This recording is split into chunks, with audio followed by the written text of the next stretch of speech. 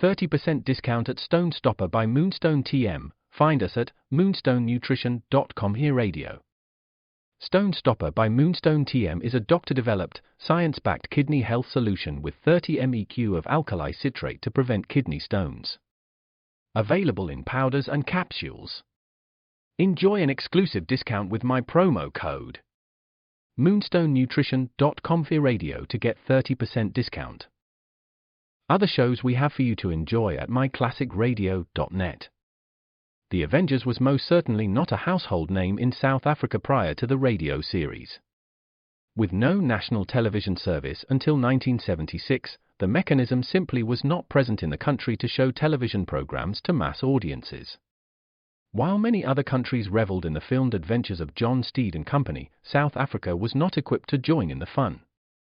The series took Britain by storm and made a major impression in the American markets, being that greatest of rarities, a British series given a network transmission slot.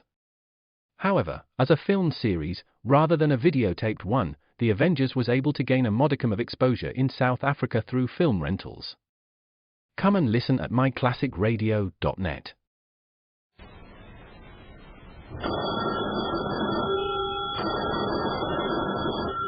Calling all detectives.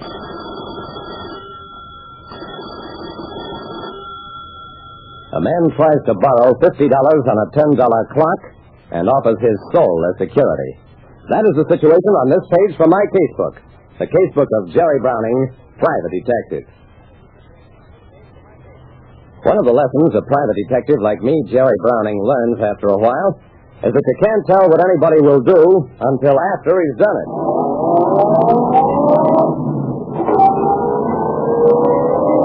In my business, there's an awful lot of tedious work, as for instance, checking pawn shops for stolen property. What I was after that day was a 4-carat diamond ring, insured by Consolidated, and stolen under conditions that made me think it was the work of amateur housebreakers. An amateur without fence connections might try to pawn a valuable ring for a small amount, just to be rid of it. Jacob Faust's was maybe the 40th pawn shop I'd visited. Through its soiled windows, I could barely see a few moth-eaten fur coats, some second-hand clothing. There was one customer at the counter, and behind it a wizened little man, probably Mr. Faust himself. $50 you want to borrow on this clock? It was 10 when it was new. The customer was a tall, thin man with sunken cheeks. I must have the money. I need it very badly. And my friend, you must have more security. What other security do you have? The customer's answer was low, but not too low for me to hear. I'll put up my soul. Faust eyed his customer. All right. It's a deal. He opened a drawer, and as I watched, gave a man a $50 loan on a $10 clock, plus his soul. A pawnbroker named Faust gave a customer a $50 loan on a $10 clock, plus the customer's soul as security. Faust turned to me after the customer left. What can I do for you, mister? I showed him my credentials. I'm looking for a 4-carat diamond ring, square cut, worth $12,000, maybe pawned by some punk. Have you been offered anything like that in the past week? Faust smiled, shook his head. No. I make very small loans. $100 is the absolute most. Oh, that was that and what I'd expected. But I'd overheard words I had to have explained. Mr. Faust, did you tell that man you'd accept his soul as security? Faust smiled faintly. Only an old man's dream, Mr. Browning. I don't believe it. When that man offered his soul, he meant it, and when you accepted, you meant it too. Faust sighed. Mr. Browning, some people are poor. Very, very poor. But you understand, they get hungry. They must pay rent, buy food. If you press them hard enough, they steal. Or break. So those are lend money. Their soul is the security because it is their most precious possession. While he owes me the money, a man must so behave that his soul is as good as new. Because what other security have I? I turned away to hide my embarrassment. On the case I was facing, there was a tray of cheap costume jewelry. Is that stuff for sale, Mr. Faust? No. These are pawns on small loans. $2, $5. What about this ring? It is one of my soul loans. $35. The stone is great. You're wrong, Mr. Faust. That's the ring I'm looking for. I'm sorry, but you'll have to get your hat and coat and come with me.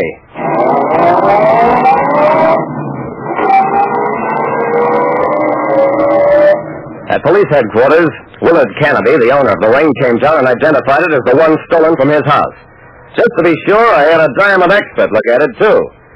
This is an unusually fine-cut stone of superb quality. Well, there are strict laws about pawnbrokers making reports to the police on valuables they take in. They don't have to report souls, but when they take in $12,000 rings... Mr. Faust, I have no choice. You're under arrest. You can call a lawyer if you like. I have no money to waste on lawyers. I'm a poor man. Today, I lost a soul. Okay, so I'm a heel, but I'm also a detective. There wasn't anything I could do but take him in, but there was plenty I could do after that. I drove back to the pawn shop, climbed the rickety stairs of the tenement above the store. Yeah, what do you want? Take it easy, pal. I'm looking for some friends of Jacob Faust. Everybody's Jake's friend. Why? He's in jail. Somebody slipped some hot ice over on the old man. He's in a bad spot. Hot ice? Well, that poor old guy wouldn't know a real stone if he saw it. Come on, we'll take care of this. The street was packed with angry, muttering people. You wanted to meet Jake's friend? This is them. Go ahead, talk to him. Somebody pawned a ring with Mr. Faust this past week.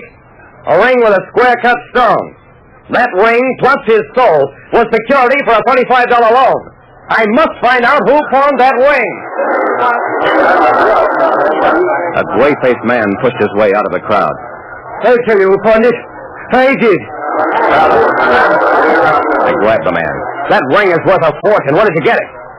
The man looked at me and at his silent neighbors waiting for his answer. Then, I stole it. I let the crowd see my hand heavy on the gray-faced man's shoulder. This man is my prisoner. Nobody touches him. Nobody tried to touch him. I got my prisoner to my car. All right. What's your name? Tom Fresner. Okay. Mr. Fresner, you put your soul up as security with Jake Faust. Now, there aren't many people who take souls as security, and when somebody like Faust does, I figure he must know his business. Mr. Fresner, you didn't steal that ring. Now, where did you get it? My son. He said he found it. I needed money badly, so I brought the ring to Jake. Where's your son now? Please, he's just a boy, only 16. Let's go get him. Who knows? Maybe he has a soul, too.